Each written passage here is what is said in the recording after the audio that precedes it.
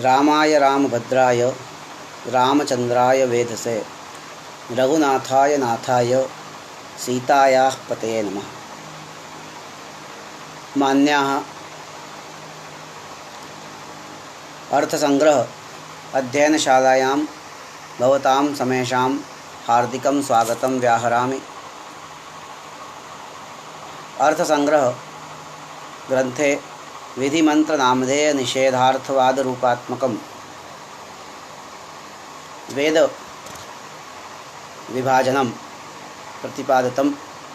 तत्र विधिमंत्रनामधेय रूपाणां भागानां निरूपणं संजातम्। अधुना निषेधभागः विचार्यते। अभी तक विधि मंत्र नामधेय का विचार हुआ, अब आगे निषेध का विचार है। विधि जिस प्रकार विधेय में प्रवृत्त करती है, उसी प्रकार निषेध निषेध्य पदार्थ से मनुष्य को निवृत्त करता है। विधि प्रवर्तना का बोध कराती है, निषेध के द्वारा नए समभिव्याहृत जो लिंग है वह निवर्तना का बोध कराता है। इसीलिए निषेध का लक्षण उदाहरण आगे पहले बताते हैं। का पुरुषस्य निवर्तकम वाक्यम निषेधा। पुरुष के लिए जो निवर्तक वाक्य है, अर्थात उसको निषेध्य से निवर्तक हटाने वाला जो वाक्य है वह निषेध वाक्य कहलाता है। निषेध वाक्य को सुन करके पुरुष की निवृत्ति होती है। जैसे विधि को सुनने से प्रवृत्ति होती है, वैसे निषेध को सुनने से निवृत्ति होती है। निषेध वाक्यानाम अनर्थ हेतु क्रियावृत्ति जनकत्वेनैव अर्थवत्वम। निषेध वाक्यों का अर्थवत्व किसमें है? अनर्थ हेतु क्रिया निवृत्ति जनकत्वेन। अनर्थ हेतु जो क्रिया है, अनर्थ हेतु क्रिया की निवृत्ति के जनक के रूप में, निवृत्ति का जनक यह निषेध है, तो निवृत्ति जनक के रूप में क्रिया निवृत्ति जनकत्वेन अनर्थ हेतु, अनर्थ को देने वाली, अनर्थ की कारणीभूत जो क्रिया है उसके निवृत्ति के रूप में, निवृत्ति जनकत्व के रूप में, निवृत्ति जनक के रूप में, निवृत्ति जनकत्वेन अर्थात उसका निवृत्ति जनक होकर के निषेध का सार्थकत्व, उसका अर्थवत्व बनता है, सार्थकता बनती है। उसी को आगे समझाते हैं। तथा ही यथा विधि प्रवर्तनां प्रतिपादयन स्वप्रवर्तकत्व निर्वाहार्थं विधेयस्य यागादेः इष्ट साधनत्वम् आक्षिपन् पुरुषं तत्र प्रवर्तयति।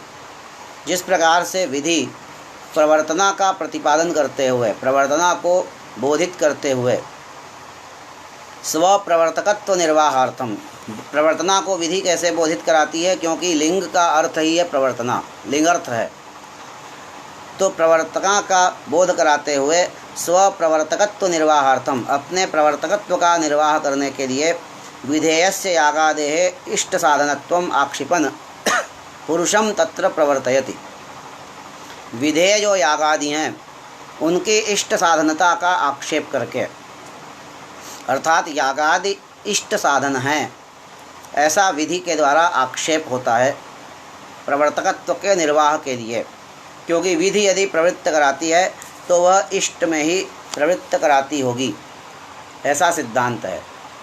इसलिए विधि अपने प्रवर्तकत्व के निर्वाह के लिए इष्ट साधनता का आक्षेप करती है और पुरुष को प्रवृत्त कराती है। पुरुषम तत्र प्रवर्तयति।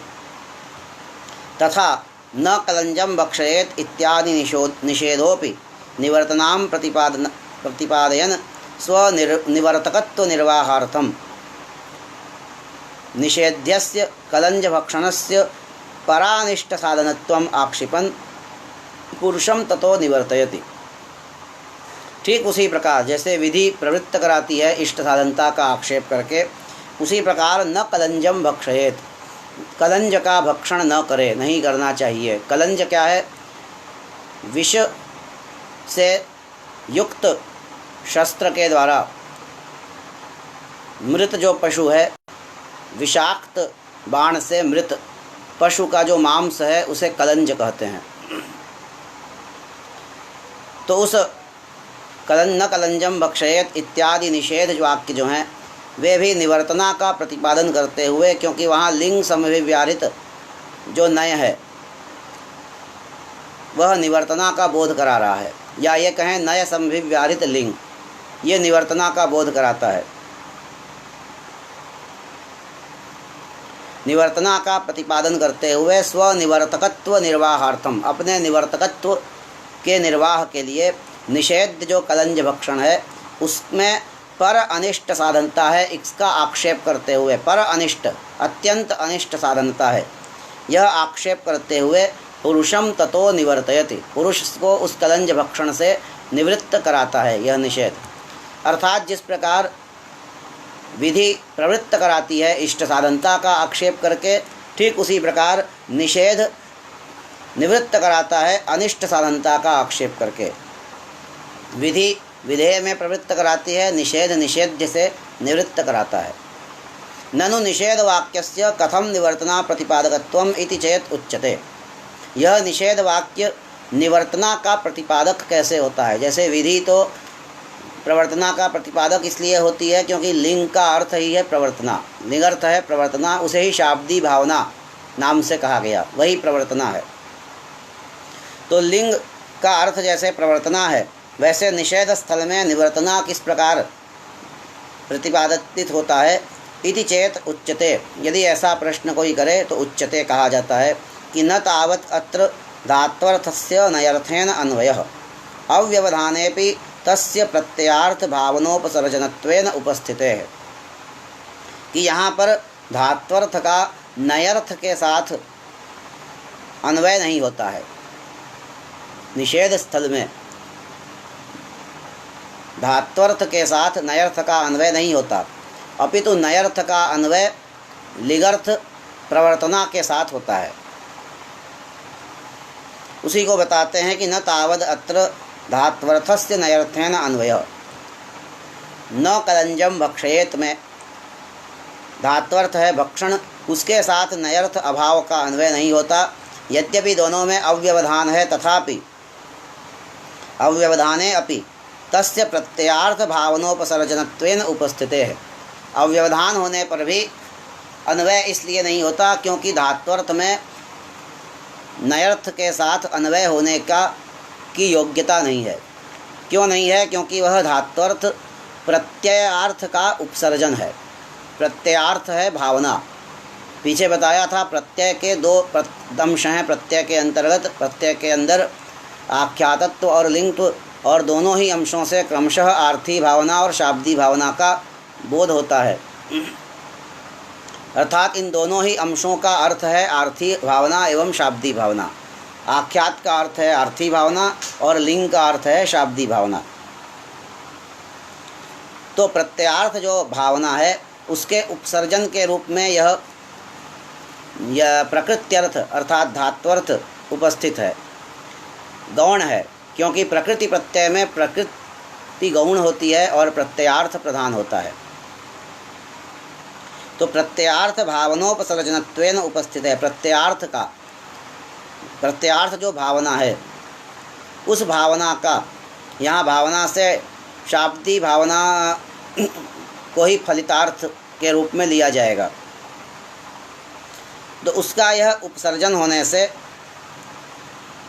अर्थात गौण रूप में भावना का गौण होने से प्रकृति प्रत्यय इन दोनों में प्रकृत्यर्थ प्रधान होने से प्रत्ययार्थ प्रधान है, प्रकृत्यर्थ गौण है। इसलिए प्रकृत्यर्थ रूप में यह धात्वर्थ है, वह गौण होने से इसकी उपस्थित होती है।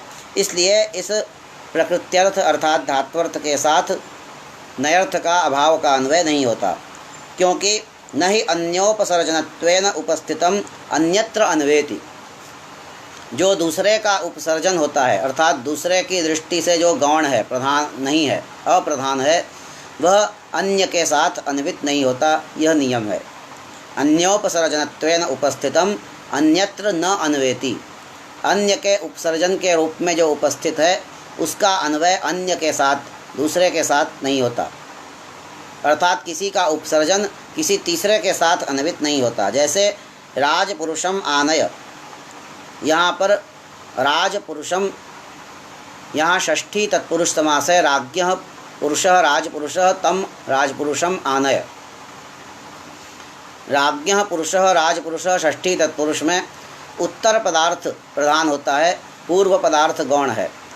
तो राज पद का जो अर्थ है वो गौण है, इसलिए गौण होने से आनयन जो क्रिया है उसके साथ राज पदार्थ का अन्वय नहीं होता, पुरुष पदार्थ का अन्वय होता है। यदि अन्योपसर्जन भूत जो पदार्थ है उसका अन्य के साथ अन्वय माने तो राज पदार्थ का अन्वय आनयन क्रिया के साथ होने लगेगा। इसलिए कहा अन्यथा, यदि यह नियम न माने, अन्योपसर्जनत्वेन उपस्थितम अन्यत्र न अन्वेति, ऐसा नियम न माने तो राजपुरुषम आनय यहाँ पर राज्ञः क्रियान्वयापत्ते है। यहाँ पर राजपुरुषम आनय इत्यादौ अपि, इन सभी स्थलों पर राजा पदार्थ का अन्वय क्रिया के साथ, आनयन के साथ होने लगेगा। लेकिन यह नियम है कि अन्योपसर्जन भूत जो पदार्थ है वो अन्य के साथ अन्वित नहीं होता, इसलिए धात्वर्थ चूँकि भावना का उपसर्जन है तो उसका अन्वय नयर्थ के साथ नहीं होता है। अब प्रत्ययार्थ का अन्वय होता है, लेकिन प्रत्ययार्थ में भी दो हैं, आख्यातार्थ और लिंगार्थ। इनमें भी कहा अतः प्रत्ययार्थस्यैव नयर्थेन अन्वयः। यह तो निश्चित हुआ कि प्रत्ययार्थ का ही नयर्थ के साथ अन्वय है, लेकिन तत्रापि न आख्यातत्व अंशवाच्यार्थ भावनायाः तस्याः लिंगंशवाच्य प्रवर्तनोपसर्जनत्वेन उपस्थिते है। वहाँ भी आख्यात का वाच्य अर्थात वाच्यार्थभूत जो आर्थी भावना है उसका अन्वय नयर्थ के साथ नहीं होता, किंतु लिंग का जो अर्थ शाब्दी भावना या प्रवर्तना है उसका अन्वय नयर्थ के साथ होता है, क्योंकि इन दोनों में भी शाब्दी भावना प्रधान है, उसकी उपसर्जन आर्थी भावना है। कहा तत्रापि न आख्यातत्व अंशवाच्य अर्थ भावनायाः। इन दो में अर्थात आख्यातार्थ और लिंगार्थ, आर्थी भावना और शाब्दी भावना, आख्यातार्थ है आर्थी भावना, लिंगार्थ है शाब्दी भावना, इन दोनों में भी न आख्यातत्वांश वाच्य अर्थ भावनाया, आख्यातत्व अंश से वाच्य होने वाली जो अर्थ भावना है, अर्थ भावना अर्थात आर्थी भावना, उसका नयर्थ के साथ अन्वय नहीं होता, क्योंकि तस्याः लिंगंशवाच्य प्रवर्तनोपसर्जनत्वेन उपस्थिते है। क्योंकि वह लिंगंशवाच्य जो प्रवर्तना है, शाब्दी भावना है लिंगंशवाच्य, उसके उपसर्जन के रूप में उपस्थित होती है, किंतु इसका अन्वय होता है नयर्थ के साथ लिंगंशवाच्य शब्द भावनायाः। अर्थात लिंगंशवाच्य जो शब्द भावना है उसी का नयर्थेन अन्वयः, उसी का नयर्थ के साथ अभाव के साथ अन्वय होता है। नयर्थ अभाव है क्योंकि तस्याः अर्थात शाब्दी भावनायाः सर्वापेक्षया प्राधान्यात्, सब की अपेक्षा अर्थात चाहे वो धात्वर्थ हो या आर्थी भावना हो, इन सब की अपेक्षा वह सर्वप्रधान है, इसलिए वही अन्वित होती है नयर्थ अभाव के साथ। नयश्च एष स्वभावः यत् स्वसमभिव्याहृत पदार्थ विरोधी बोधकत्वम। नय का यह स्वभाव है कि यह अपने समभिव्याहृत अर्थात अपने साथ उच्चारित जो पदार्थ है उसका विरोधी अर्थ का बोधन कराता है। जैसे किसी ने कहा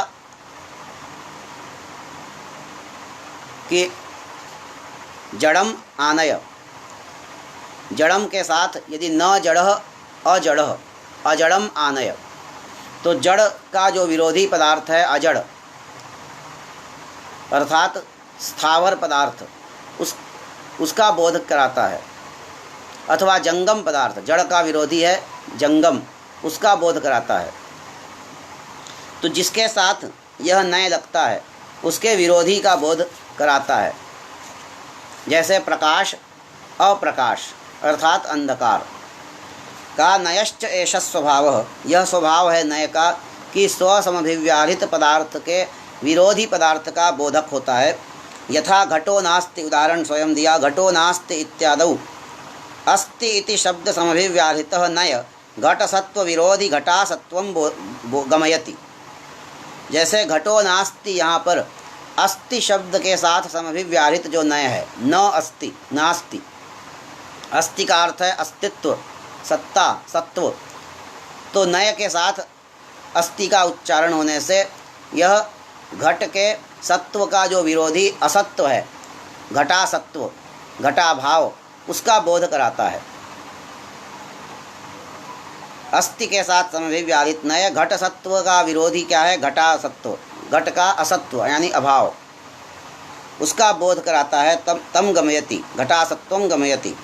तद इह लिंग समभिव्याहृतः नय लिंगर्थ प्रवर्तना विरोधिनीं निवर्तनाम एव बोधयति। इसलिए लिंग के साथ समभिव्याहृत जो नय है, लिंग के साथ उच्चरित जो नय, वह लिंगर्थ जो प्रवर्तना, उसका विरोधी पदार्थ है निवर्तना, उस निवर्तना का ही बोध कराता है।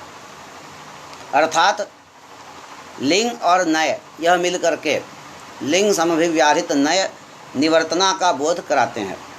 यह फलितार्थ हुआ। विधि श्रवणे अयम माम प्रवर्तयति इति प्रतीति।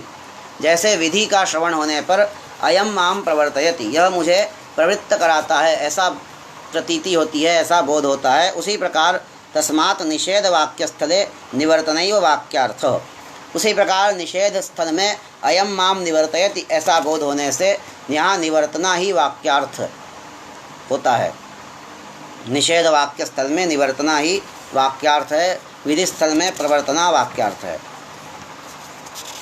किंतु यह निषेध का जो स्वरूप बताया कि यह निवर्तना का बोध कराता है, इसके भी दो बाधक आगे बताते हैं। कहते हैं आगे कि यदा तु प्रत्ययार्थस्य तत्र अन्वये बाधकम तदा धात्वर्थस्यैव तत्र अन्वय। यह जो प्रत्ययार्थ है अर्थात शाब्दी भावना अथवा प्रवर्तना, इसका नय के साथ अन्वय होने में जब कोई बाधक होता है, उस स्थिति में धात्वर्थस्यैव तत्र अन्वय, धात्वर्थ का ही उस नयर्थ के साथ अन्वय होता है। यह जो प्रत्ययार्थ में जो दो प्रत्ययार्थ हैं, उनमें भी जो प्रधानभूत प्रत्ययार्थ था शाब्दी भावना, उसका नयर्थ अभाव के साथ अन्वय होने में बाधक दो प्रकार के आगे बताते हैं कि इस बाधक के होने पर धात्वर्थ का नयर्थ के साथ अन्वय करना पड़ता है। वह बाधक दो प्रकार का आगे बताते हैं। तच्च बाधकम द्विविधम, तस्य व्रतम इति उपक्रमः, और दूसरा विकल्प प्रसक्तिश्च, विकल्प प्रसक्ति। तस्य व्रतम यह उपक्रम और विकल्प प्रसक्ति। तस्य व्रतम यह उपक्रम क्या है और विकल्प प्रसक्ति क्या है, क्रम से ग्रंथकार बताते हैं। पहला बाधक है तस्य व्रतम, यह उपक्रम। तत्र आद्यम नेक्षेतोद्यन्तमादित्यम इत्यादौ तस्य व्रतम इति उपक्रम्य एतद् वाक्य पाठात् तथा च अत्र पर्युदासाश्रयणम।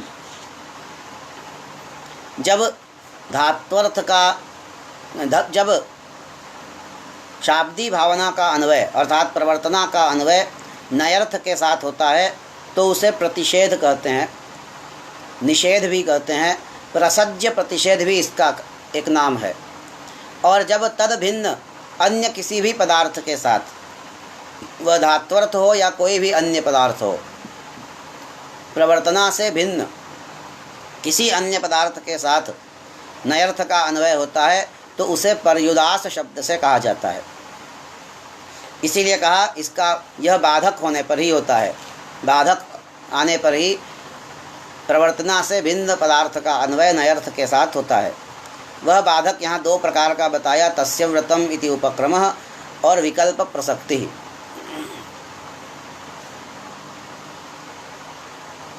तस्य व्रतम यह उपक्रम का उदाहरण पहला बताया, तत्र आद्यम पहला, नेक्षेतोद्यन्तमादित्यम इत्यादौ। नेक्षेतोद्यन्तमादित्यम यहाँ पर नयर्थ का अन्वय धात्वर्थ के साथ करना पड़ रहा है, क्योंकि तस्य व्रतम इति उपक्रम्य एतत् पाठात्, क्योंकि तस्य व्रतम ऐसा उपक्रमण करके, ऐसा उपक्रम बना करके इस नेक्षेतोद्यन्तमादित्यम का पाठ हुआ है। इसलिए तथा च अत्र पर्युदासाश्रयणम, इसलिए यहाँ पर पर्युदास का आश्रयण अर्थात प्रवर्तना से भिन्न पदार्थ के साथ नयर्थ का अन्वय, यही पर्युदास कहलाता है, इसका आश्रयण हो रहा है।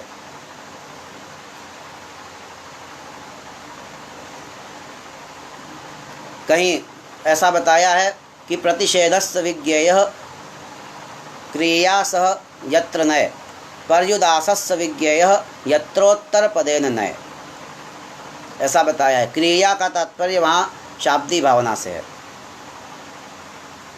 यहाँ पर यह बताते हैं तस्य व्रतम, यह जो उदाहरण बताया इसका विवरण क्या है, कहते हैं तथा ही व्रत शब्दस्य कर्तव्यार्थे रूढ़त्वात् तस्य व्रतम इति स्नातकस्य व्रतानां कर्तव्यत्वेन उपक्रमात्। स्नातक के जो व्रत हैं उनका जहाँ विवरण बताया है, स्नातक अर्थात जिसका समावर्तन हो गया, समावर्तन होने के बाद उसके लिए नियम कुछ बताए गए हैं। समावर्तन के बाद जो नियम बताए गए हैं उन नियमों का जो वर्णन किया गया, उसका जो उपक्रम है अर्थात जो प्रारंभ है, तस्य व्रतम ऐसा कह के प्रारंभ हुआ। तस्य अर्थात स्नातकस्य व्रतम अर्थात नियमाः, उसके नियमों का वर्णन है। यहाँ पर उसके नियमों को बताने में अनेक नियम बताए कि ये करे ये करे ये करे, इस तरह से बताने के बाद फिर आगे बताया कि नेक्षेतोद्यन्तम आदित्यम अर्थात उद्यन्तम आदित्यम न ईक्षेत, उगते हुए सूरज को न देखे, ऐसा बताया। उसी को यहाँ बताते हैं कि तथा ही व्रत शब्दस्य कर्तव्यार्थे रूढ़त्वात्, व्रत शब्द कर्तव्य के अर्थ में रूढ़ है। व्रत शब्द का अर्थ है कर्तव्य, नियम। रूढ़ होने से तस्य व्रतम इत्यत्र स्नातकस्य व्रतानां कर्तव्यत्वेन उपक्रमात्, तस्य व्रतम यहाँ पर स्नातक के जो व्रत हैं, स्नातक के जो नियम हैं, उनको कर्तव्य के रूप में उपक्रम किया गया है, अर्थात प्रारंभ किया गया है, शुरू किया गया है। स्नातक के व्रतों का वर्णन अर्थात स्नातक के नियमों का वर्णन, कर्तव्यों का वर्णन प्रारंभ किया गया तस्य व्रतम ऐसा उपक्रम करके। किम तत्कर्तव्यम इत्याकांक्षायां नेक्षेतोद्यन्तमादित्यम इत्यादिना कर्तव्यार्थ एवं प्रतिपादनीय। तो वे कर्तव्य क्या हैं, ऐसी जब आकांक्षा होती है तो आगे वाक्य आता है नेक्षेतोद्यन्तमादित्यम, अर्थात उद्यन्तम आदित्यम न ईक्षेत, उगते हुए सूरज को नहीं देखना चाहिए, न देखे। यहाँ पर भी कर्तव्य अर्थ का ही प्रतिपादन होना चाहिए था, क्योंकि किम तत्कर्तव्यम ऐसी आकांक्षा हुई है तस्य व्रतम, यह उपक्रम होने से। किम तत्कर्तव्यम ऐसी आकांक्षा होने पर कर्तव्य अर्थ का ही प्रतिपादन होना था कि क्या करे, इसका प्रतिपादन होना था। लेकिन यहाँ तो बता दिया क्या न करे, उगते सूरज को न देखे, ऐसा निषेध का प्रतिपादन हुआ है, निषेध वाक्य आता है। इसलिए उपक्रम के साथ विरोध होने से,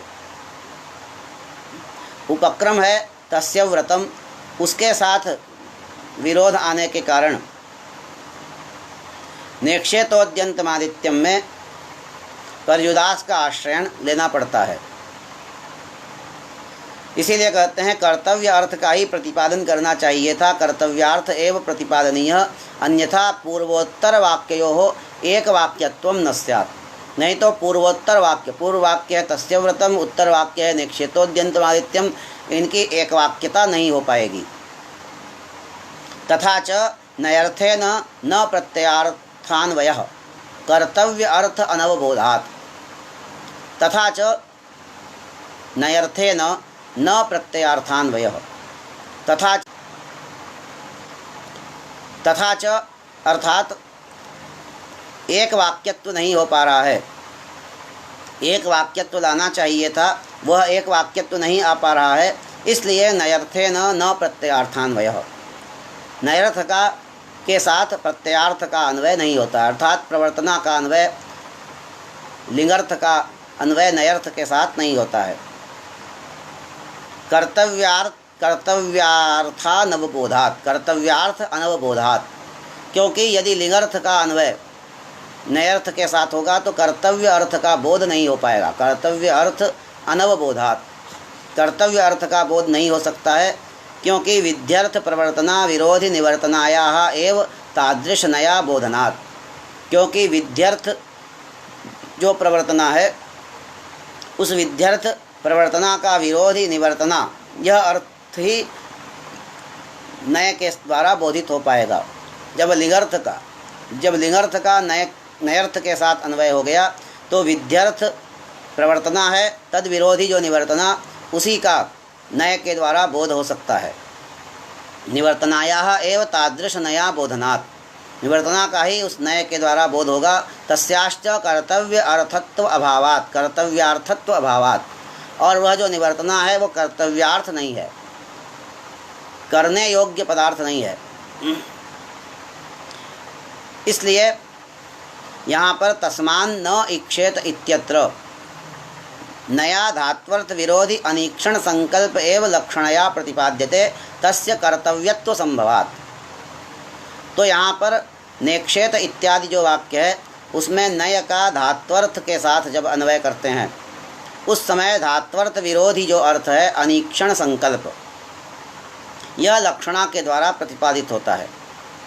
धात्वर्थ के साथ नयर्थ का अन्वय करने पर अनीक्षण, ईक्षण है धात्वर्थ, उसका नयर्थ के साथ अन्वय हुआ तो अनीक्षण अर्थ निकलता है अभिधा के द्वारा। किंतु यहाँ लक्षणा करके अनीक्षण संकल्प, यह संकल्प जो अधिक अर्थ ले लिया, यह लक्षणा से लिया, तो अनीक्षण संकल्प यह अर्थ लक्षणा के द्वारा प्रतिपादित होता है। क्योंकि यह अनीक्षण संकल्प, यह जो अर्थ है यही कर्तव्य, इसमें कर्तव्यता संभव है, यह किया जा सकता है, कृति साध्य है।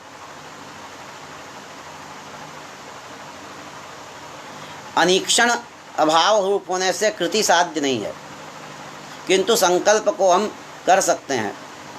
इसलिए संकल्प यह लक्षणा के द्वारा अर्थ लेना होगा। यदि यहाँ निवर्तना का बोध होता, जैसा कि प्रसज्य प्रतिषेध में होता है, नयर्थ का के साथ लिंगर्थ का अन्वय होकर के निवर्तना होती तो वह भी कर्तव्यार्थ नहीं था। अनीक्षण अर्थ अगर लिया जाता ईक्षण के साथ नयर्थ का अन्वय तो वह भी कर्तव्यार्थ नहीं है। इसलिए अनीक्षण संकल्प यह लक्षणा के द्वारा ईक्षण विरोधी जो अर्थ है वह प्रतिपादित हुआ, क्योंकि वह कर्तव्यार्थ है। कर्तव्यत्व संभवात्, तस्य अनीक्षण संकल्पस्य कर्तव्यत्व संभवात्। आदित्य विषयक अनीक्षण संकल्पेन भावयेत इति वाक्यार्थः। और वाक्यार्थ होता है कि आदित्य विषयक जो अनीक्षण है उस अनीक्षण का संकल्प करे, यह अर्थ होता है। तत्र भाव्याकांक्षायाम एतावता हैनसा वियुक्तो भवति इति वाक्यशेषावगतः पापक्षयो भाव्यतया अन्वेति। तत्र भाव्याकांक्षायाम अर्थात यह वाक्य क्या अर्थ होता है, इसका क्या भाव्य है, क्या साध्य है, ऐसी आकांक्षा होने पर एतावता ह एनसा वियुक्तो भवति, इतने पाप से यह मुक्त होता है, ऐसा एक कोई वाक्यशेष है, अर्थात अर्थवाद है। वाक्यशेष अर्थात अर्थवाद। तो इस अर्थवाद से अवगत जो पापक्षय रूप फल है यह भाव्य के रूप में, साध्य के रूप में अन्वित होता है। अर्थात इस निषेध का फल क्या है, यह जो निषेध वाक्य है, इस निषेध वाक्य में हमने पर्युदास का आश्रय लिया तो इसका फल क्या है, अनीक्षण संकल्प का फल क्या है, तो बताया कि पापक्षय। यह अर्थवाद से पापक्षय रूप जो फल है भाव्य है, यह अर्थवाद से ज्ञात होता है। इसलिए कहा भाव्याकांक्षायाम एतावता हैनसा वियुक्तो भवति इति वाक्यशेष अवगतः पापक्षय। वाक्यशेष अर्थात अर्थवाद से अवगत ज्ञात होने वाला जो पापक्षय रूप फल है वह भाव्यतया साध्यतया अन्वेति अन्वित होता है। एवंच पूर्वोत्तरयोः एक वाक्यत्वं निर्वहत्येव। इस प्रकार पूर्वोत्तर जो वाक्य हैं तस्य व्रतम और नेक्षेतोद्यंतमादित्यम, इन दोनों की एक वाक्यता का निर्वाह हो जाता है, क्योंकि अनीक्षण संकल्पेन भावयेत ऐसा वाक्यार्थ हुआ। आदित्य विषयक अनीक्षण संकल्पेन भावयेत। ऐसा वाक्यार्थ होने से यह कर्तव्य अर्थ का ही प्रतिपादन हो रहा है। न च अत्र धात्वर्थ विरोधिनः पदार्थान्तरस्यापि संभवात् कथम अनीक्षण संकल्पस्यैव भावनान्वय इति वाच्यम। यहाँ पर धात्वर्थ विरोधी जो पदार्थ हैं उन पदार्थों में अनीक्षण संकल्प को ही क्यों लिया, और भी कुछ पदार्थ ले सकते थे। कहते हैं क्योंकि यह अनीक्षण संकल्प, यह जो पदार्थ है यह कर्तव्य के रूप में यह बनता है। अनीक्षण जो पदार्थ है उसमें कर्तव्यता नहीं है, किंतु अनीक्षण संकल्प में कर्तव्यता है। इसलिए लक्षणा के द्वारा जब ईक्षण विरोधी पदार्थ लेना था तो उस समय अनीक्षण न लेकर के अनीक्षण संकल्प यह पदार्थ लक्षणा के द्वारा लिया गया, क्योंकि वह कर्तव्य के रूप में बन सकता है, उसमें कर्तव्यता है। इसीलिए पूछते हैं न च अत्र धात्वर्थ विरोधिना पदार्थांतरस्यापि संभवात्। यहाँ धात्वर्थ विरोधी कोई अन्य पदार्थ भी हो सकता था, किंतु उसे न लेकर के वह भी संभव था। कथम अनीक्षण संकल्पस्यैव भावनान्वय, अनीक्षण संकल्प का ही भावना के साथ अन्वय क्यों होता है। इति न वाच्यम, ऐसा नहीं कहिए, क्योंकि तस्य कर्तव्यता अभावेन, तस्य अर्थात अनीक्षण संकल्प में कर्तव्यता का अभाव होने से प्रकृते भावनान्वय अयोग्यत्वात्, कर्तव्यता का अभाव होने से उसका भावना में अन्वय नहीं हो पाता। अनीक्षण में कर्तव्यता नहीं है, इसलिए उसका भावना में अन्वय नहीं हो सकता। अनीक्षण को करो ऐसा नहीं हो सकता, किंतु अनीक्षण संकल्प करो ऐसा तो कहा जा सकता है। इसलिए अनीक्षण में कर्तव्यता का अभाव होने से उसका भावना में अन्वय नहीं हो पाता है, किंतु अनीक्षण संकल्प में कर्तव्यता है, इसलिए उसका भावना के साथ अन्वय हो जाता है। भावयेत, ऐसा जो आगे वाक्यार्थ में आ रहा है, अनीक्षण संकल्पेन भावयेत, यह अन्वय सिद्ध हो जाता है। अनीक्षणेन भावयेत ऐसा नहीं हो पाता। इस प्रकार से यहाँ तस्य व्रतम, यह उपक्रम के द्वारा किस प्रकार पर्युदास का ग्रहण किया जाता है, पर्युदास का आश्रयण किया जाता है, यह यहाँ पर प्रतिपादित किया गया है। इसके बाद दूसरा जो बाधक है वह है, आगे बताते हैं, विकल्प प्रसक्ति। विकल्प प्रसक्ति होने पर भी पर्युदास स्वीकार करना पड़ता है। वह विकल्प प्रसक्ति क्या है और किस प्रकार से विकल्प प्रसक्ति आने पर पर्युदास लेना पड़ता है, उसका वर्णन किया जाएगा। आज यहीं विराम करते हैं। सर्वे भवन्तु सुखिनः, सर्वे सन्तु निरामयाः, सर्वे भद्राणि पश्यन्तु, मा कश्चित् दुःखभाग् भवेत्। धन्यवादाः।